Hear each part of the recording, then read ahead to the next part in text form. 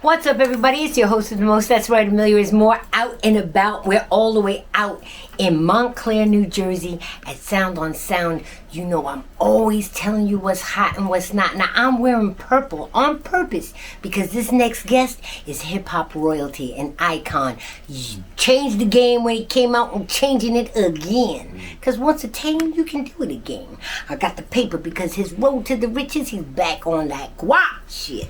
Never left it, but really getting it now. Now, that was my clue. If you said Kool G Rap, you on point. Welcome. Welcome.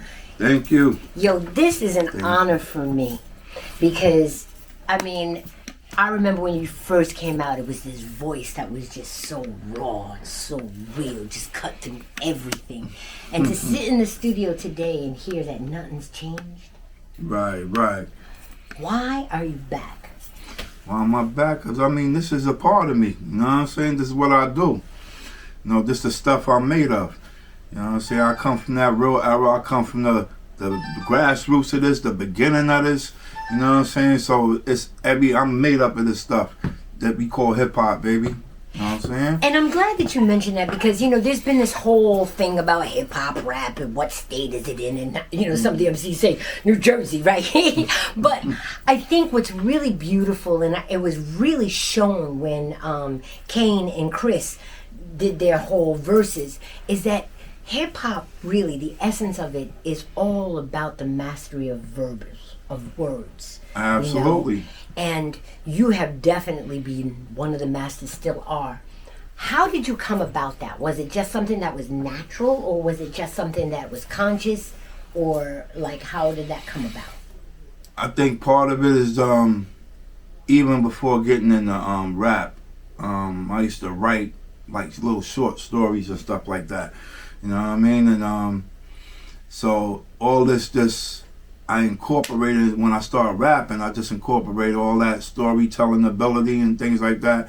If it wasn't for hip hop, I probably would have been like another Donald Goines, or you know what I'm saying, one of those crazy book writers that write the shit about, write the novels about our life and our struggle and the shit we experienced growing up in the hood, not just in New York but everywhere, all abroad. You know what I'm saying, from New York to St. Louis to Detroit to Chicago, you know what I'm saying, to San Francisco, Oakland, you know what I mean, all that shit where that hood shit exists, because we know we the reason why hip hop spread throughout everywhere so quickly is because we talking a language that niggas in the streets relate to. Yeah. It don't matter what culture you might be from, because we all have different cultures coming from different parts of the United States.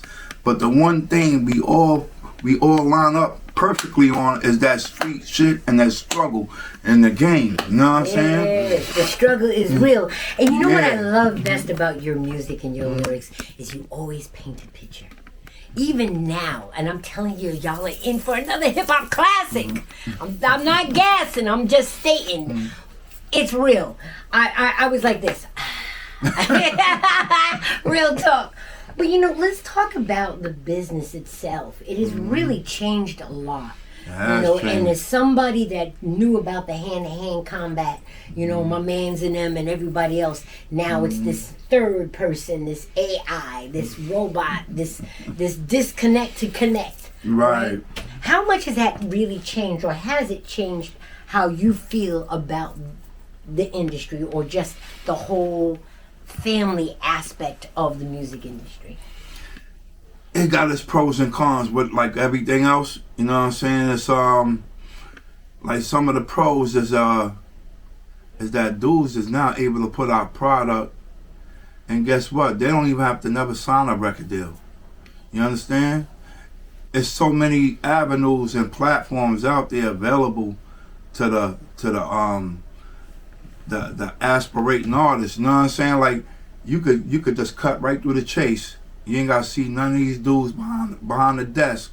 You know what I'm saying? If you got everything and you got your shit together, you got your strategy and you got your idea how you want to get it across and market yourself, you could just go right to digital release, digital streaming and shit like that, have your social network presence and all that at a certain point that if you drop something, you're going to move units automatically out the gate. It's just going to fly right out the gate. You know what I'm saying? So that's one of the pros. You know what I'm saying? The cons to the shit is that's the floodgates. So now you got all sorts of shit coming through them floodgates. You know what I'm saying? And we talking about real era. You know what I'm saying? In that era, you had to be talented to do this shit. You know what I'm saying? You had to be one in a million. You know what I'm saying? You had to be one of the dudes that was one in a million to get through them gates. You know what I'm saying? And stand out and have and gravitate people to you. Nowadays it's different. Now you got like 100 dudes coming out at the same time, and everybody's not that one in a million dude. They just following the trend.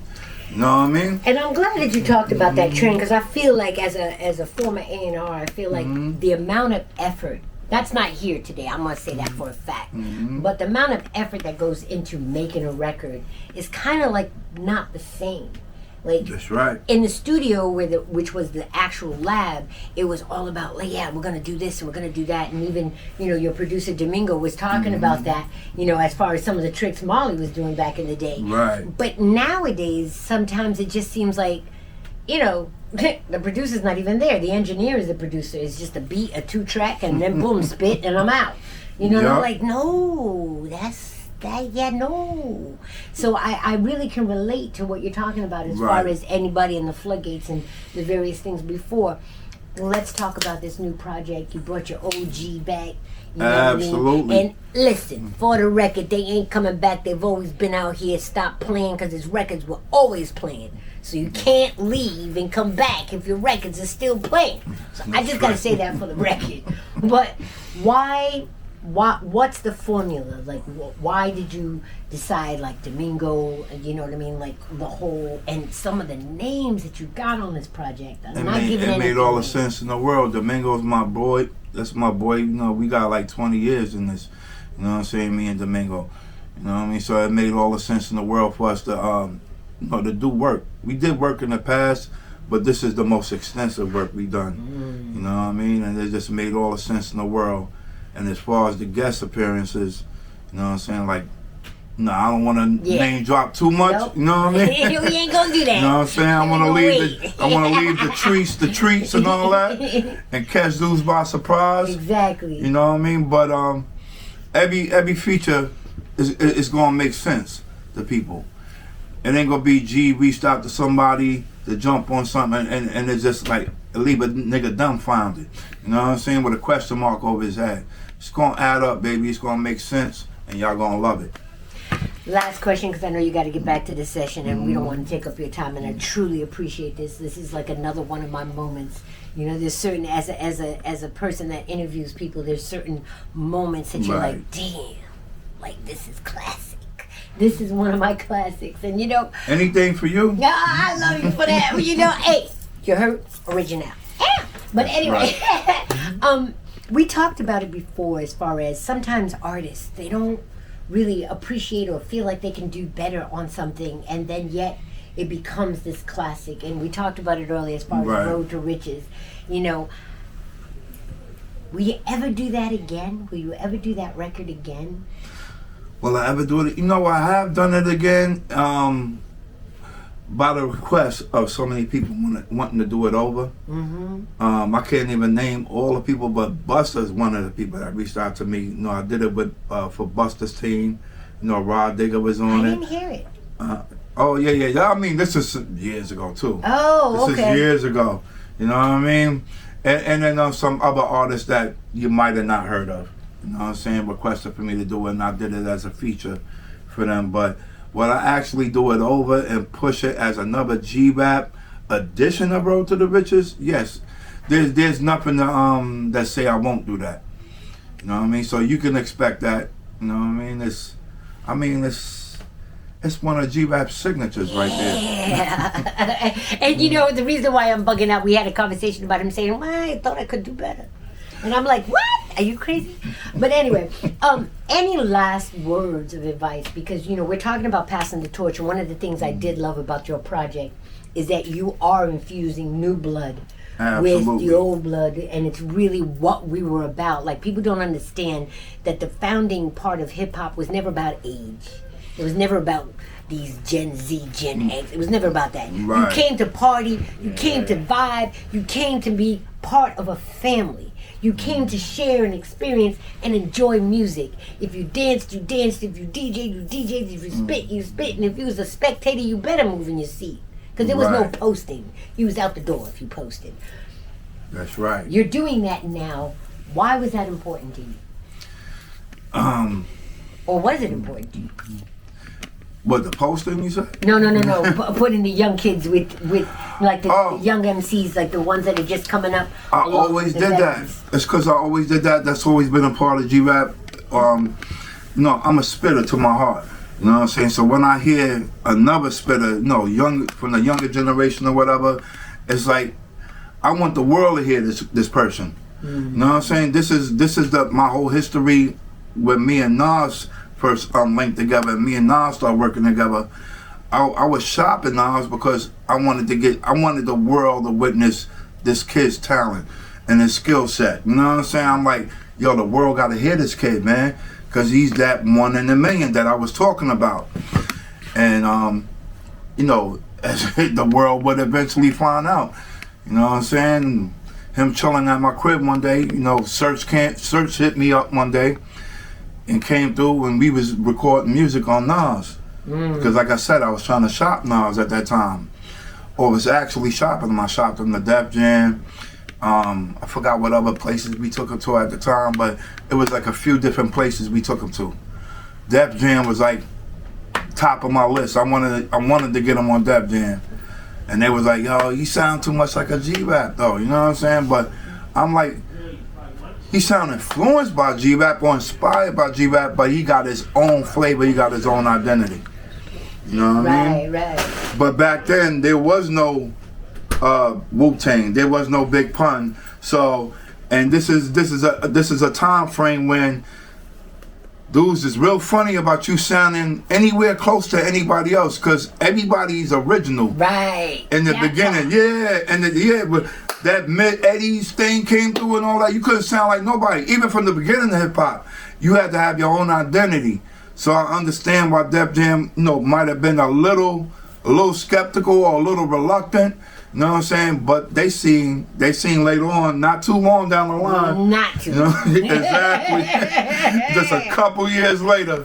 I remember when they came out with the embroidered hoodies with the Nas on it. And it was like the big sensation. Like Columbia went all out with Youngin, and I was like, wow. Yeah, but I always embraced the next generation coming up.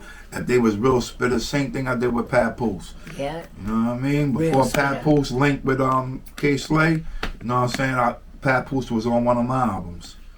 My man Gangsta Juby, I actually got signed to Def Jam, at one point. You know what I'm saying? And so I've always been a supporter of the next generation, you know what I'm saying, that got that true to the heart shit in them, you know what I'm saying, that defines us as one of the most